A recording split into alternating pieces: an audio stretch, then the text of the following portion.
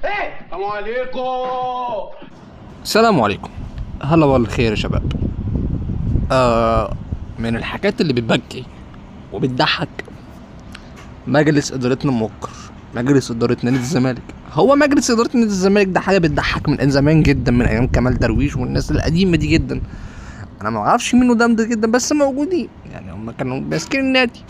لكن بيظهر قدامنا ظاهره ان معانا اداره للنادي كامل، تمام، ومعانا مدير فني نعرفش هو جاي امتى اصلا، تمام، بس اتفقنا. حلو. فين الصفقات؟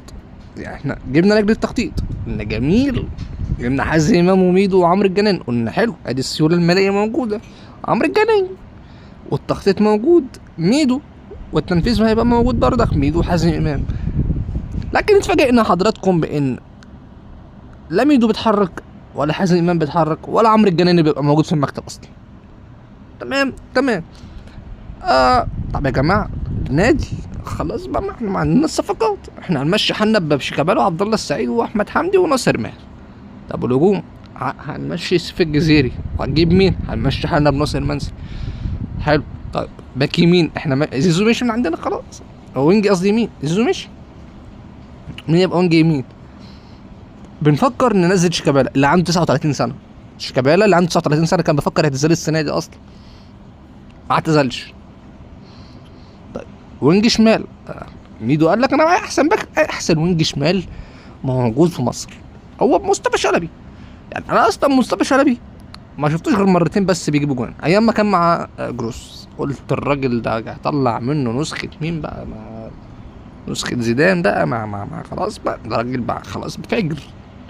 خلى من مصطفى شلبي بيجيب جوان وبيعمل ارتوهات وليله، وكان يعني لعب ماتش قدام ابو قير الاسمده، وانت راجل فاجر. خلصنا. نيجي بقى على اداره الزمالك. قالت لك ما يا جماعه، انا يوسفنا اقول لكم ان انا جبت، قصدي يفرحني اقول لكم واشاركوا ان انا جبت مدير رياضي. حلو قوي. مين المدير الرياضي؟ قال لك جون ادوارد. يا سلام، جميل. هيعمل جون ادوارد؟ اجيب لك لعيبه. طب ولجنه التخطيط هتنفذ؟ جون ادوارد هيفكر ولجنه التخطيط هتنفذ. حلو. فين اللعيبه؟ مفيش. طب ليه؟ مفيش فلوس.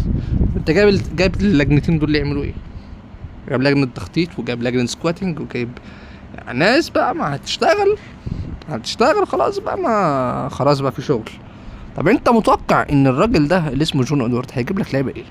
اصل الراجل ده نجح عشان كان في منظومه ما فيهاش جمهور، نجح بفرقه متكامله بعناصر ما عندهاش طموح جامد، فهم بيلعبوا للطموح اللي هو ايه، ابقى موجود وخلاص. انما انت ما هتلعب، هتجيب ناس هتجيبها في المكان اللي هم اصلا عايزين يجوا فيه اصلا، بس ماذا بعد؟ مفيش. طيب يا مجلس اداره نادي الزمالك، يعني هل هنتحرك ونجيب لعيبه بعد ما استاذنا العظيم كابتن فرجاني ساسي لما يوقف علينا القيد؟ ما خلاص بقى، الراجل ممكن يكون محتاج فلوس، بس هل يوقف علينا القيد مثلا ونقول هنجيب لعيبه؟ يعني انا سمعت ان كانوا عايزين يرجعوا مؤيد العجان تاني. مؤيد العجان الباك الشمال ده، انتوا نادي شمال والله بجد، انتوا شمال عايزين ترجعوا مؤيد العجان اللي كان بيلعب 2016. طب يا جماعه، طب ما تجيبوا لعيبه تانية، في لعيبه تانية، ما انت معاك بنتايج، هات عليه باك كمان وضم فتوح لقلب الملعب، اديك وفرت صفقه. ما فيش اي حاجه من الكلام ده. طيب نتمنى نشوف صفقات جديده بصراحه، اتمنى اشوف لعيبه جديده جايه من مجلسنا الموقر. سلام عليكم.